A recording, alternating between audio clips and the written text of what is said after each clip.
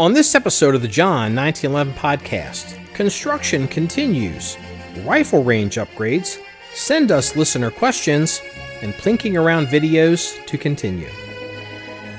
Okay, good afternoon, everybody. This is episode 325 of the John 1911 podcast. It's been a hot minute since we've recorded anything, and I am the person that needs to take responsibility for that. I apologize. As we had predicted, there are going to be a lot of disruptions in the latter half of 2023 with upgrading facilities and construction and moving the armory and moving the business. Operation Evacuate Cincinnati is basically complete. We're still formulating a lot of the, business structures and, making arrangements for facilities and all that. So that's taking a lot of time. And obviously with the end of the year and Christmas, things are going kind of slow. So, I apologize that we haven't published in over 2 weeks. However, just keep in mind, for those of you that are maybe new around here, that the goal with doing all of these changes is so that we can actually publish and do content even more frequently. That's why we're upgrading multiple facilities at multiple locations. So, including even putting fiber optic in at the John 1911 range. So, right now, I want to apologize if you hear any kind of noise in the background. You might hear, a loud vehicle. A loud motorcycle just went by, pure straight pipes, and it seemed like I could hear him almost a mile away. So I don't know if that's showing up on the microphone. I'm not in a normal, what I would call in a podcast recording place. Where I'm sitting right now is not where I'm going to be recording podcasts long term. This is just because I'm kind of out of pocket. So let's see here. Let me get this out of the way because I want to say this before I forget, because as hard as it is to admit for a person that creates content, you always have more people that come in at the beginning that maybe stay to the end of a podcast. So I want to say this announcement now. Please submit to us listener questions. It can be on any topic that you want. Obviously, we reserve the right to not answer them, but you can send us any questions you want, even funny questions. That used to be a tradition that we used to do.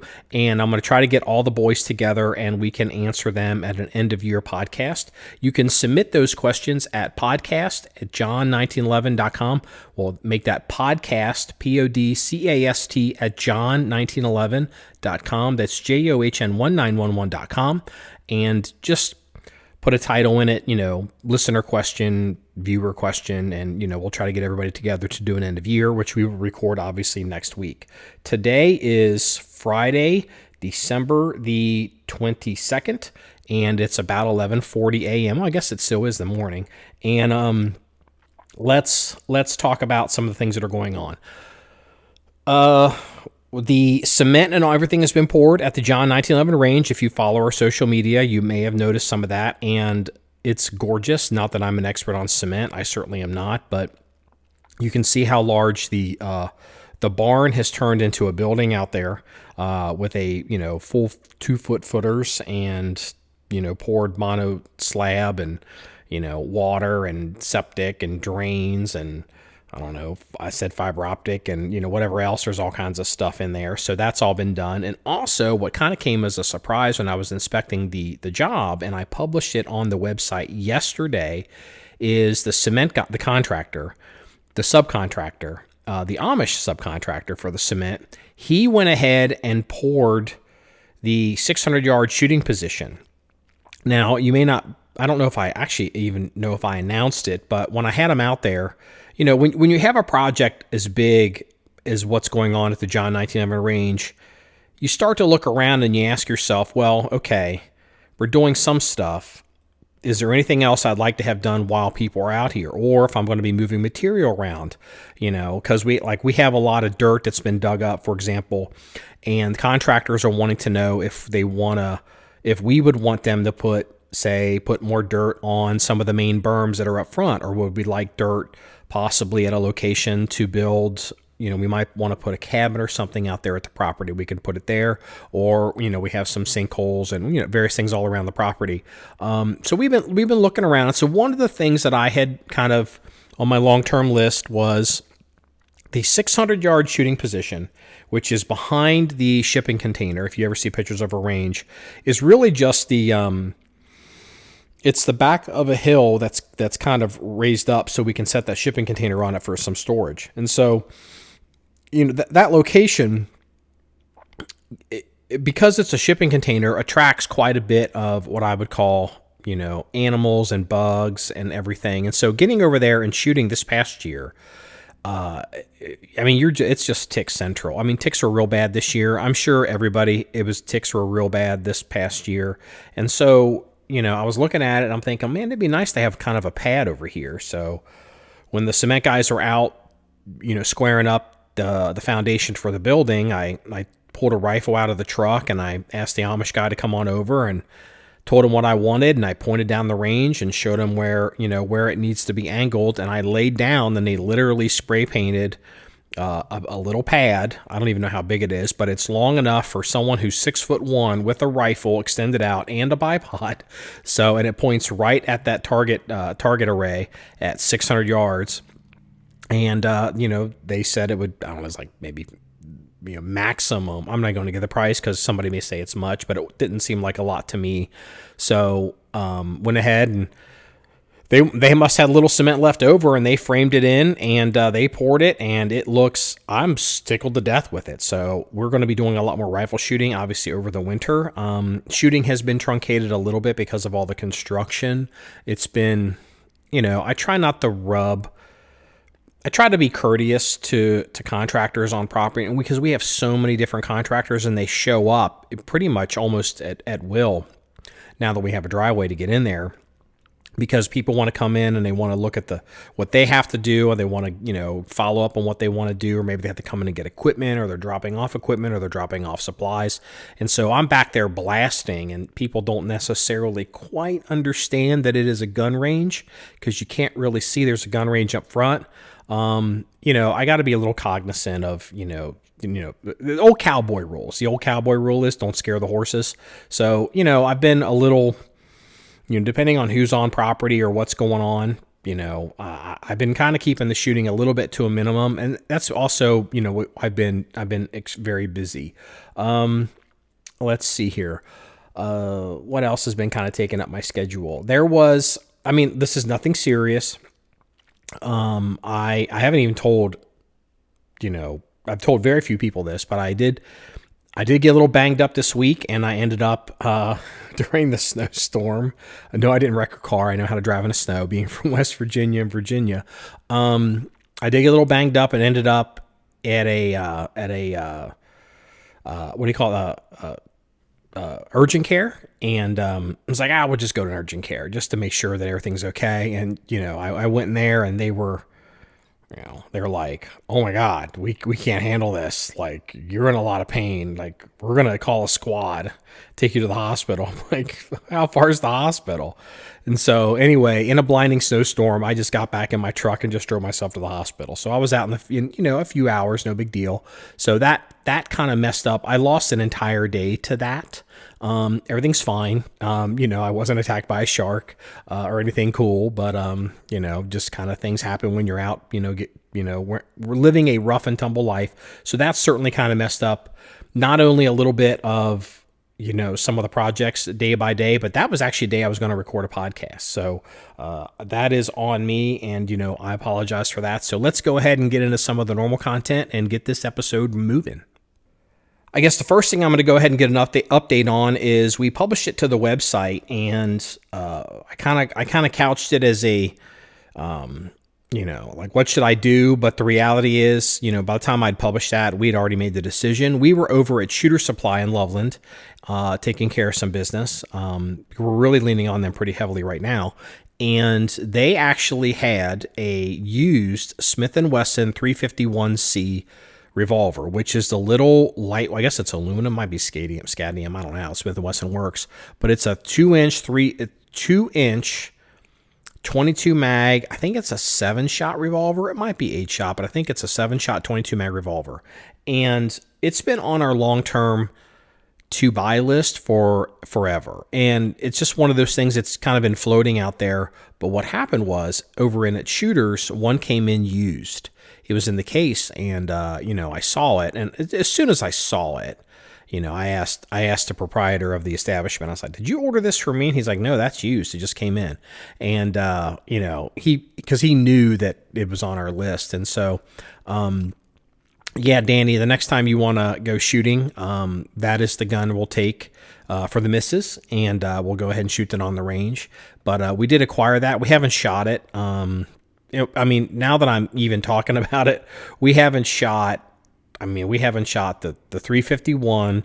We haven't shot the AUG. There's a bunch of other guns that have come and we haven't fired around in, which, I don't know, like most of the guns in a reference collection we haven't fired. And so, kind of going back to what I had said earlier about, our content is going to kind of slow down a little bit with some of this construction and things going on. We will going to kind of have to bring back some of the plinking around, just pulling guns out to shoot them and kind of see how it works. And so I'm hoping maybe in the next week or 9 days, the 351 will get shot, the AUG will get shot, and I'm even thinking about there's a MAB pistol, a French MAB pistol that we've purchased. I'm assuming it's been shot, but it's a PA-15. We'll probably shoot that, and then obviously we're going to be doing some more of the precision rifle stuff. We plan on doing more Blaser rifle shooting. We'll be doing Tactical 2. We'll be doing the Blaser R8, and I'm also going to be doing the Sharps 4570 rifle. I kind of had started with that a little bit over the summer, 4 or 5 months ago, and now that we have some shooting positions in and a lot of the heavy construction is done, it's time to pick up some of the rifle stuff, so you'll see some of that. We might break out the M41B Swede sniper rifle, but that'll be dependent on weather, and it'll be dependent on ammo. We have a bunch of 6.5 ammo, but I don't know if we have anything that's really match grade. And because that's kind of a sniper rifle, that has to get run a little bit more, with a little bit more effort, kind of like the Blaser guns than, say, like the Sharps rifle. I'm not taking anything from the Shiloh Sharps rifle. It's just that, I'm not Quigley.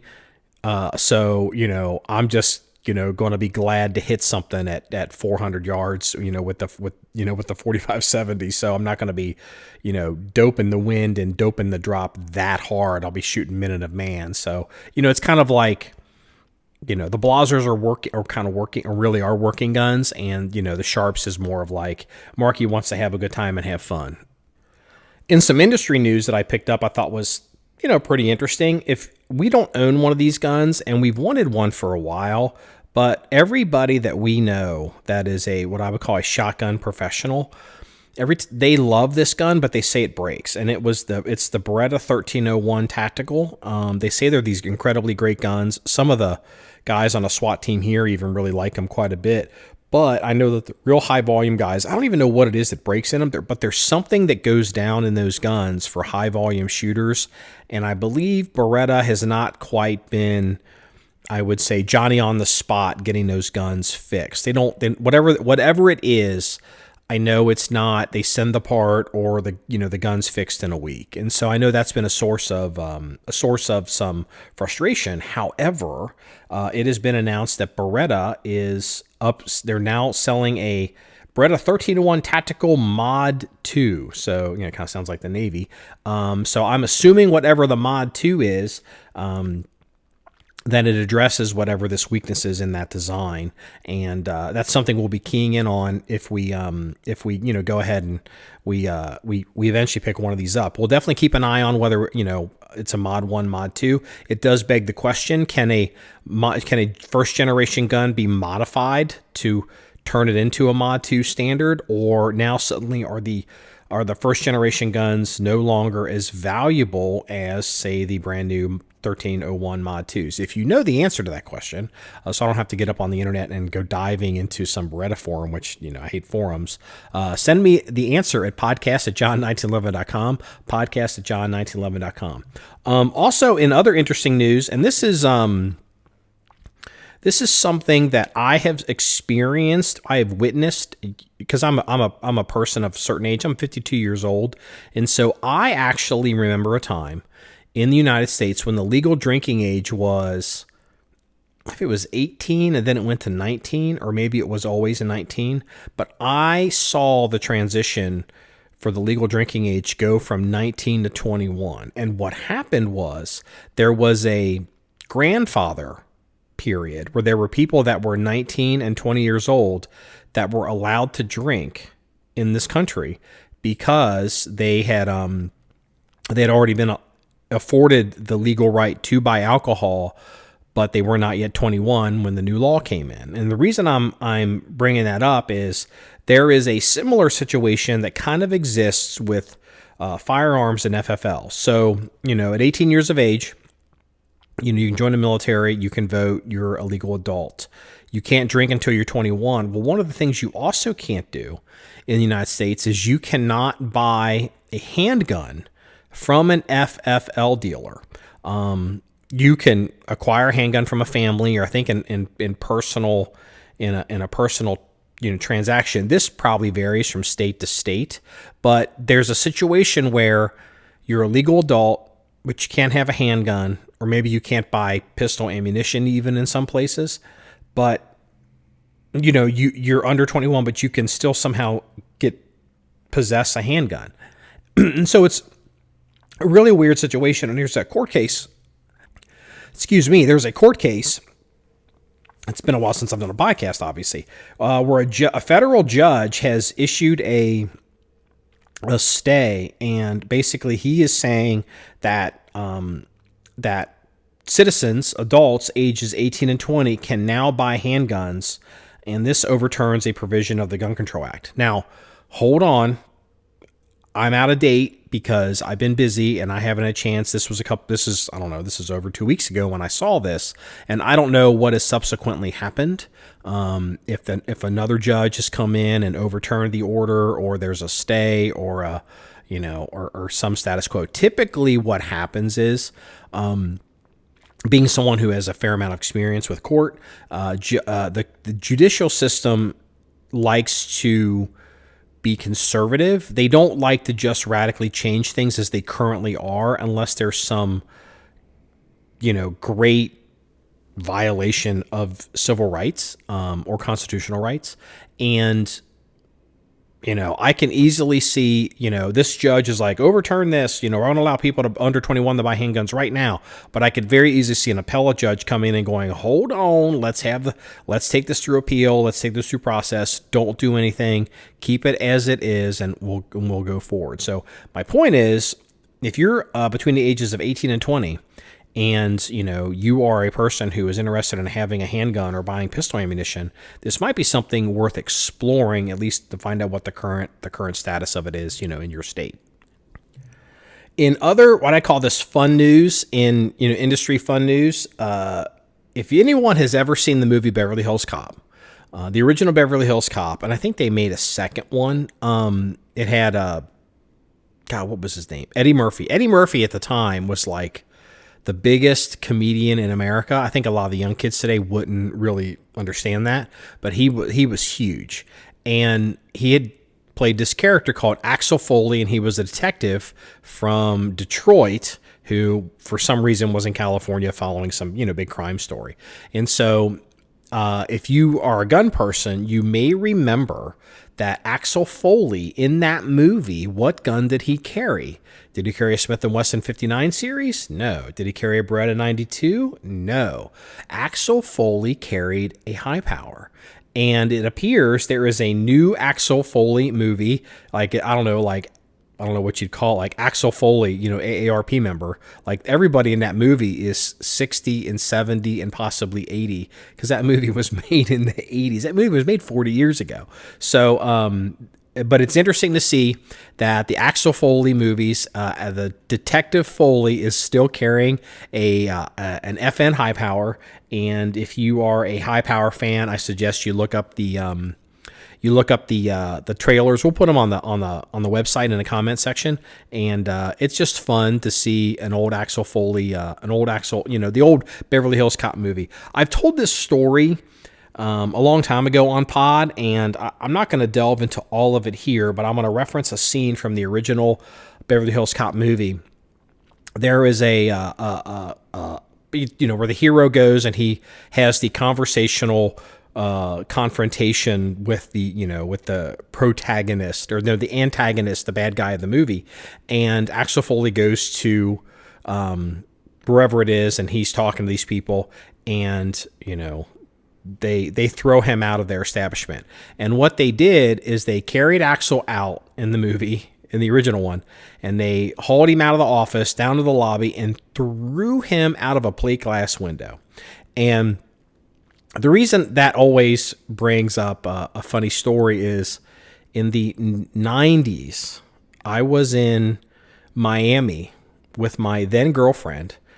She was a model, and she was down there working with a bunch of agencies, and she got this funny idea. She's like, let's go to a strip club. I'm like, oh God, okay, fine. So we go to the strip club, and without rehashing the entire story, I did something wrong. I didn't know I did something wrong, and I got picked up by these bouncers. I didn't fight. I mean, I just, I knew it was an honest mistake. I just didn't know the rules, and it was nothing terrible.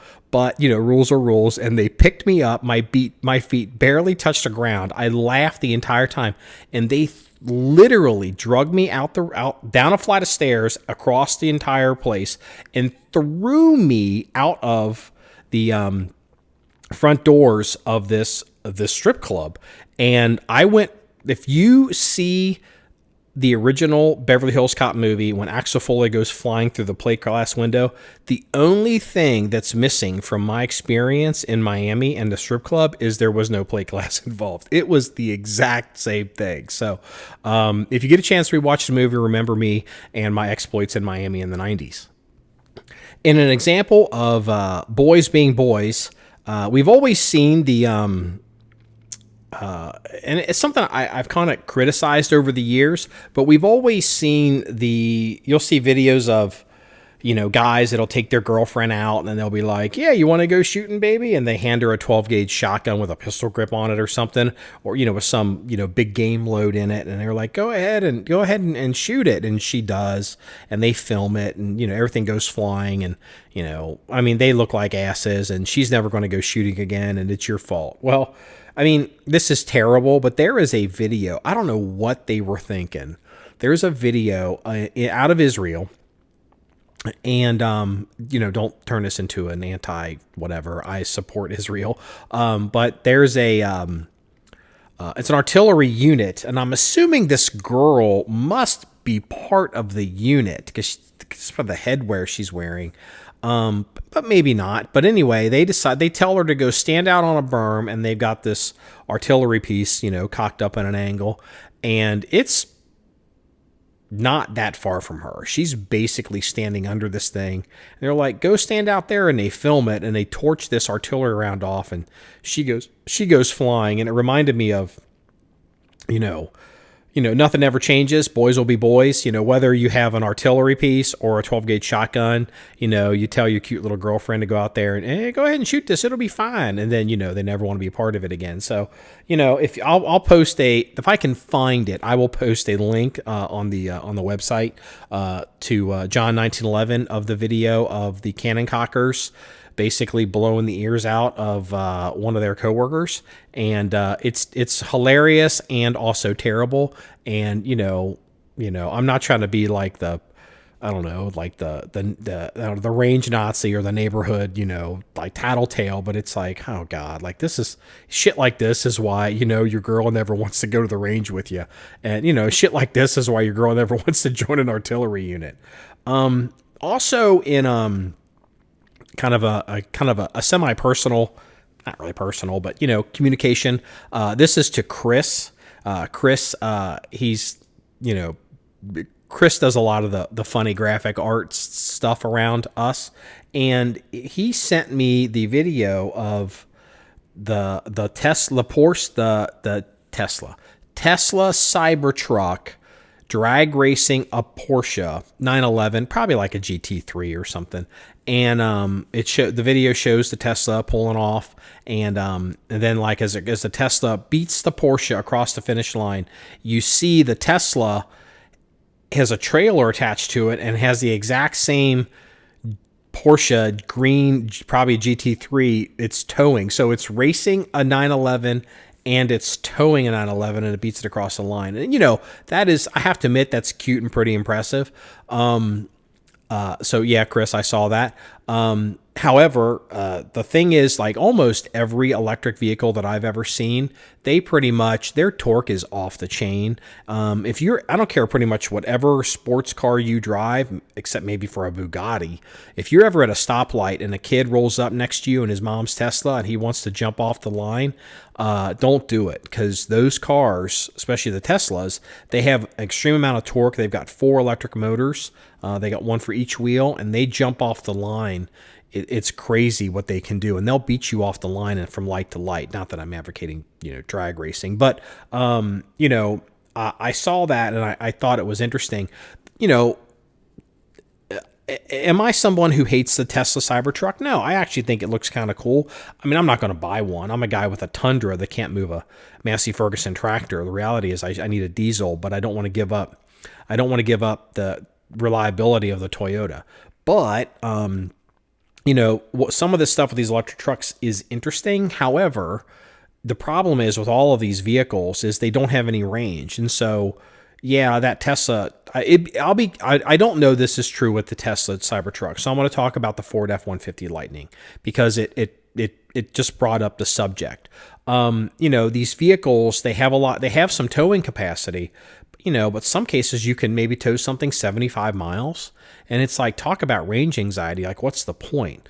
And so there's a story, there's a rumor that's been floating around for a few weeks regarding the federal government and Ford and the I don't know if it's just the F-150 Lightning, but they've also got a version of a Mustang that isn't a Mustang. It looks like a Mustang Mach-E, maybe. It looks like a crossover kind of vehicle, but they call it a Mustang, and it's an electric vehicle. But apparently, none of these are selling for Ford, and Ford is sitting on lots and lots and lots full of these things. And the thing is, a lot of dealers, they have to finance or purchase vehicles from the manufacturer. Then there's a carrying cost. And if they can't sell the vehicles, they're in trouble. And so they have been begging the manufacturer to take the vehicles back or to do something with them. And the word is, not only is Ford in trouble with these vehicles, apparently Mercedes, for some reason, decided that they're going to do a bunch of these electric vehicles. And if you look at them, these things, they look like minivans. They're electric vehicles. They literally look like a small minivan. I don't know how else to describe it, but Mercedes being Mercedes, they're a luxury car line. They have a what they call an introductory line, which is maybe like a 3 Series vehicle, but they position these things as high-end luxury cars that would compete with their SLs and their 5 Series cars. And these things are $150,000, and nobody's buying these things. And I don't know what's going to happen to Mercedes with these vehicles, but the rumor is Ford is getting such blowback from their dealers that they have been quietly asking the Biden administration to bail them out of these electric vehicles.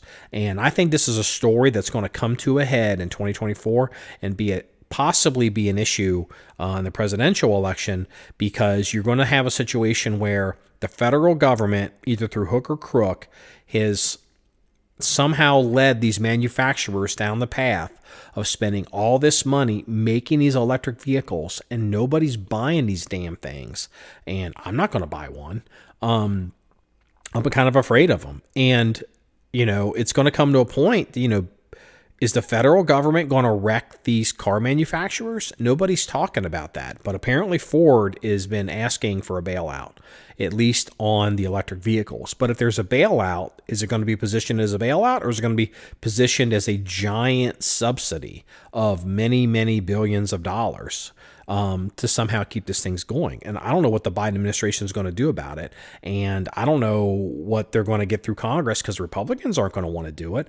But are the Republicans, I don't know, does Ford go out of business? I mean, this is apparently bad enough that this is seriously damaging these companies, and nobody's reporting it. And so it's just kind of, Chris, that kind of, your video brought up the subject of fake electric cars and the fake market, and it's going to be interesting in 2024 to see what happens with all that.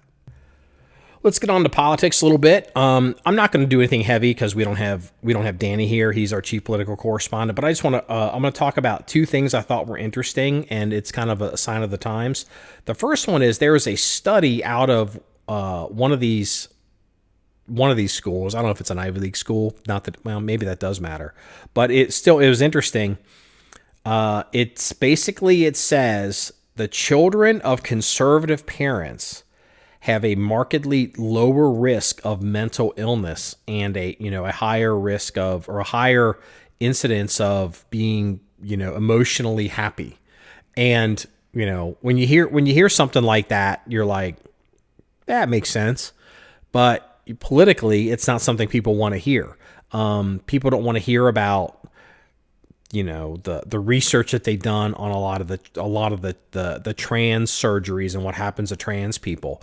And, they're not going to want to hear the research on, possibly, conservative values or more conservative people, how they run their families, and the benefits that might bring to, the health of well-being of children. And again, the thing is, like, this kind of stuff, that's why I wanted to bring it up, isn't about, me going haha and, whacking the other side. That's not really my point. I mean, I'm certainly not a teetotaler type of person. I'm not a person that really likes to keep a lot of score on the left, as I definitely, am definitely a conservative person. But I think over time you would probably qualify me as someone who was not as conservative in my younger days as I am now. But it's not that I've changed. It's just the line of what's considered radically conservative has changed.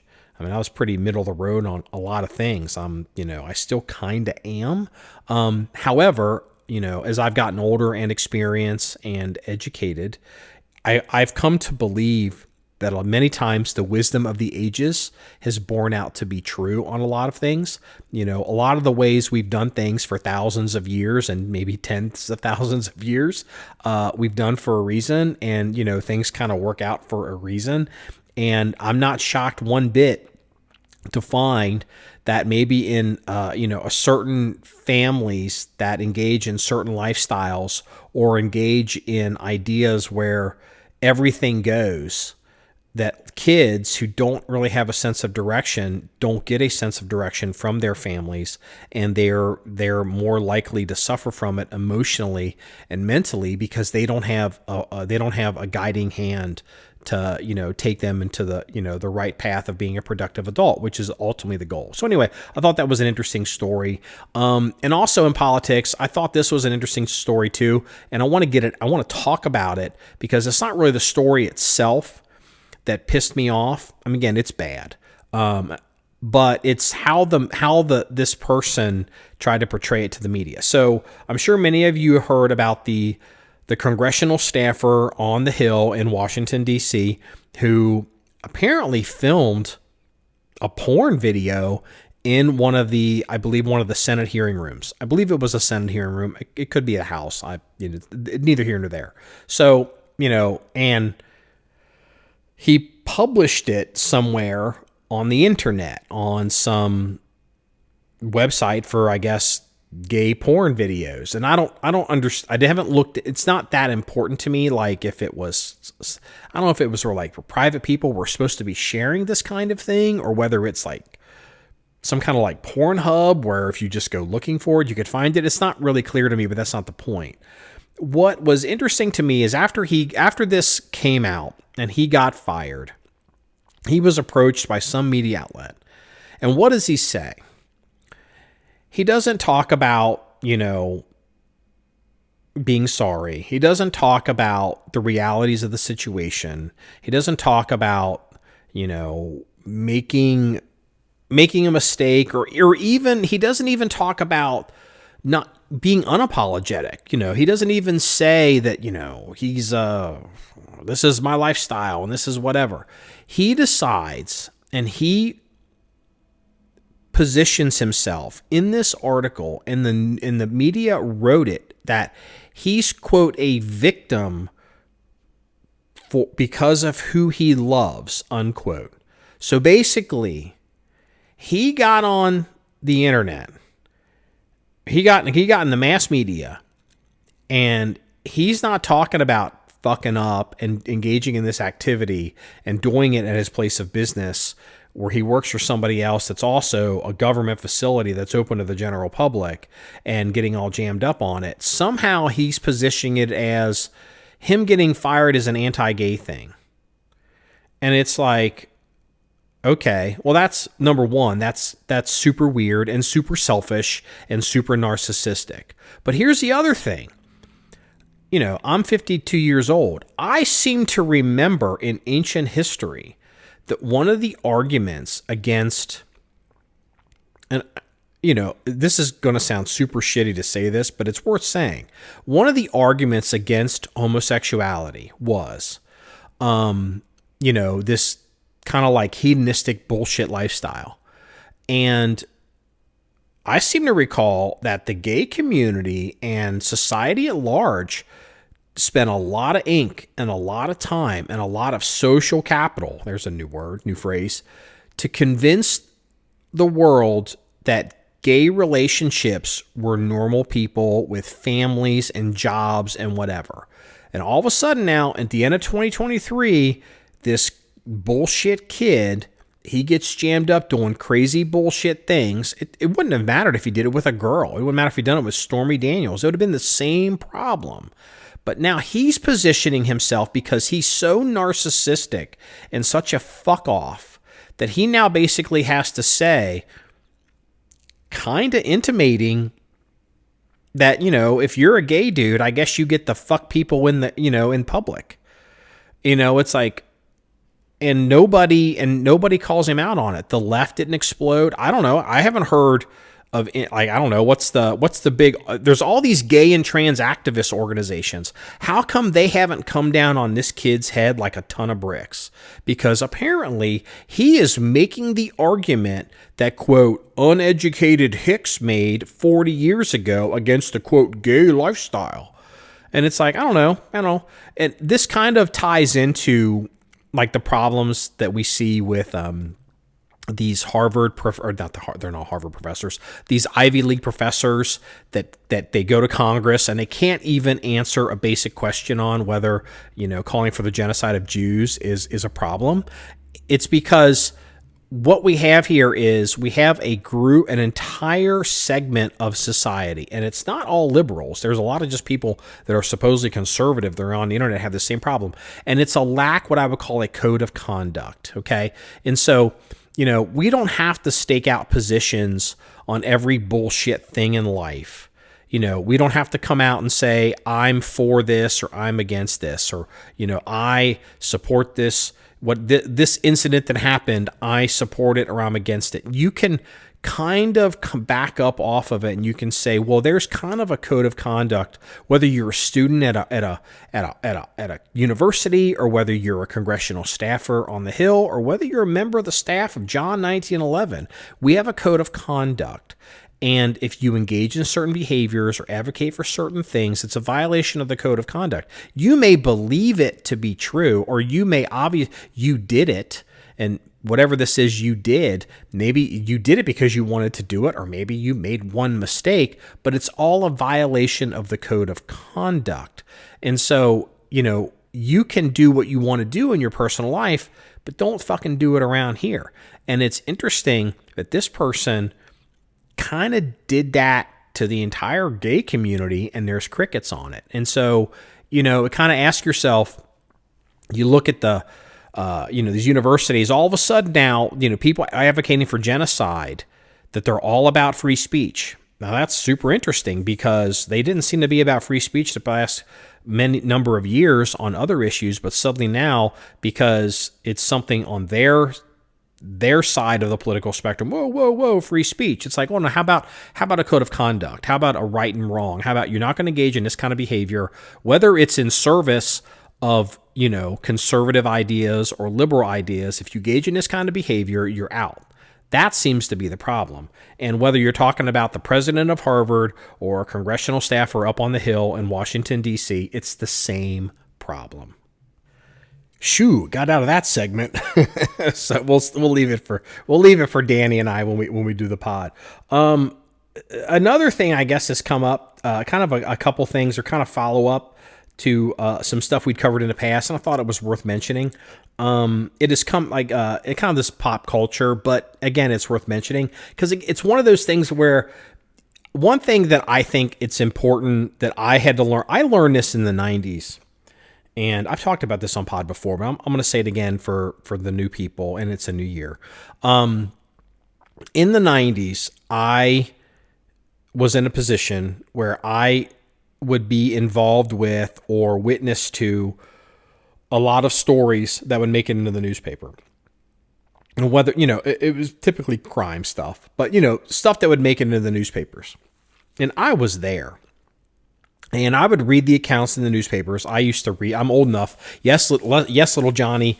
Marky actually read newspapers on newsprint, and I'd get the newspaper and I would work my way through the sections, and there would be the locals, and there would be the crime stories unless it's a big story, and I would read whatever it was that we were involved in, say a week before or days before, or sometimes even the day before, and fully 40% of everything in those stories in the 90s was wrong. And I remember reading this, and I kind of came to the conclusion, I'm like, holy shit. This is 40% of the facts that are being reported in this news article of something that I have intimate knowledge of is fucked up. This is not right. And you start to look at the rest of the newspaper. I'm like, I'm reading the rest of this newspaper. Is 40% of everything else I'm reading in this newspaper wrong? And you start to understand that you got to have a critical eye when you're looking at things being reported, because either it's through ignorance or through agenda that people write things. Sometimes people will write things because, they just like, that guy's a piece of crap, and so he did this and this happened and whatever, and what do you expect because they're a piece of crap? But then there's not enough detail in it, or they're not telling you all the facts. And so I learned a long time ago, and it stuck with me even now, when I read a story in the media, or I hear a story, I always ask myself, what am I actually looking at here? Because there's an axiom that first reports are almost always wrong. That's a military axiom. And it's true in the media. But also, if you read something, and just because it's written in Word doesn't mean it's actually true.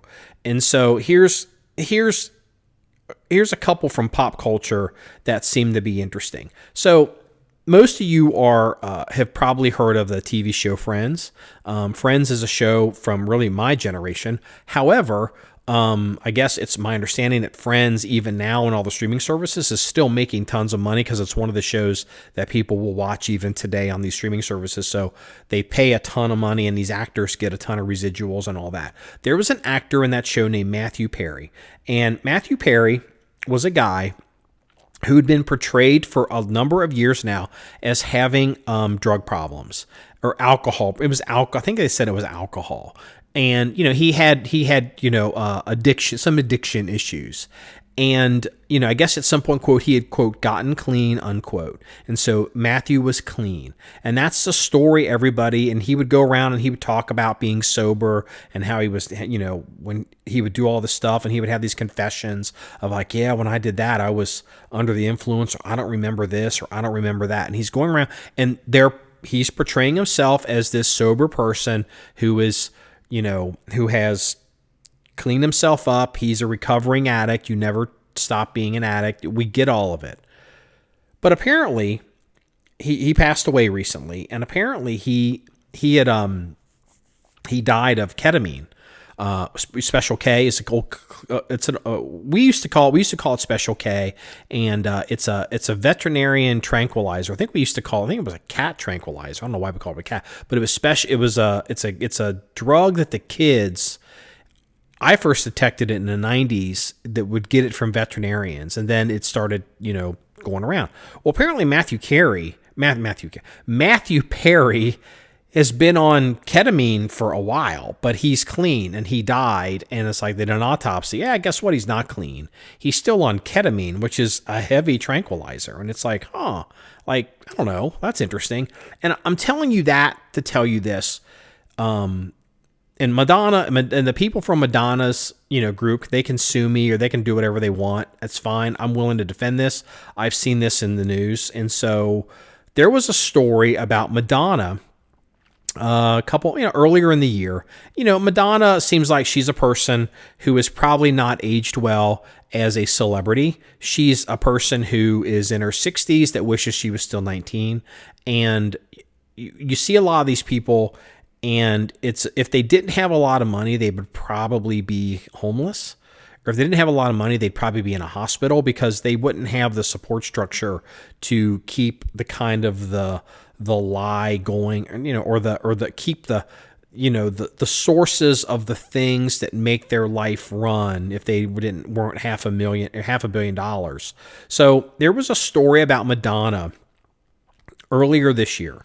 Madonna was working hard to get ready to go on her tour, and she posts all these goofy pictures wishing she was 19. It just doesn't seem age appropriate. If Madonna would just dress age appropriately, I mean, she'd look fantastic for her age, but it's just weird, and she does weird stuff. It's because she's probably burned up in her brain from being overexposed as a celebrity. And so what had happened was earlier this year, the media had reported that Madonna was in the hospital because of a bacterial infection. And what they had done is she ended up taking Narcan, and that cleaned up the bacterial infection. And it's like this literally was reported in the news.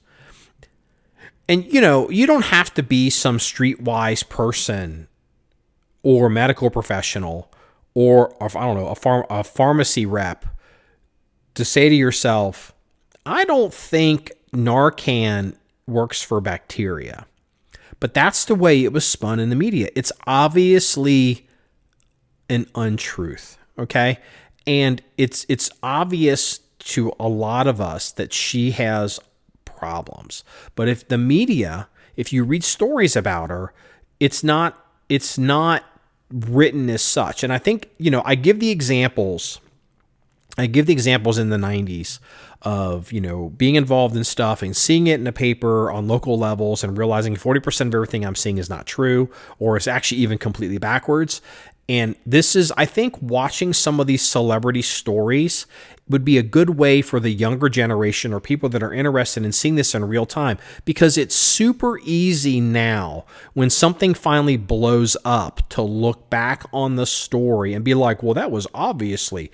But the thing is, you need to train yourself to look at the news, whether it's coverage, world affairs, local politics, national politics, economics, and what are they telling you, and what adds up to 2 + 2 = 4, and what is 2 + 2 = the banana. And you got to start to be able to pick out the logical flaws. And I think looking at stories like some of these older celebrities and the way it's spun in the media is a good workshop to train yourself to be critical of the news as it's being written, so you can start to see the lies and recognize the lie when you're reading it, because it'll make you a more informed citizen, a more informed voter, a more informed member of society. And so, kind of look at that and, kind of see what happens. And a couple other things, there's a follow-up. We did a story, I think it was a police blotter story, of a guy. He's a YouTuber, And I don't know what the nature of his YouTube channel even was. Like we're gun people. We run, the Armory Reference Collection. We have the gun range. We have people that train on our property, and we do the content and all that. So this guy, he's a YouTuber, and for some reason he was flying an airplane. He had GoPros all strapped to this airplane, and then he had a parachute on, and he bailed out of his airplane because his airplane died in the air, and he had to bail out. And it just so happened everything was rigged with cameras, and it was all captured on film. And when they looked at the video of what happened with the aircraft and his behavior behind, because you can physically see him in the pilot's seat, it was obvious to a lot of people smarter than me, I'm not a pilot, that this guy didn't do things to make it look... It didn't seem like this airplane actually had a real problem. It seemed like he crashed the airplane for the clicks and basically wanted to bail out and get it on film so he could do that. And the reason I'm mentioning that now is he had his pilot's license suspended by the FAA. I think it ended up being permanent. Basically, they basically offered him a deal and said, we can investigate this, and we could do this formally, or you just give up your license and we're not going to pursue it any further, and you give up your license forever. And he chose to give up his license. Well, because this airplane crashed, probably in like National Park BLM territory, he got jammed up on it.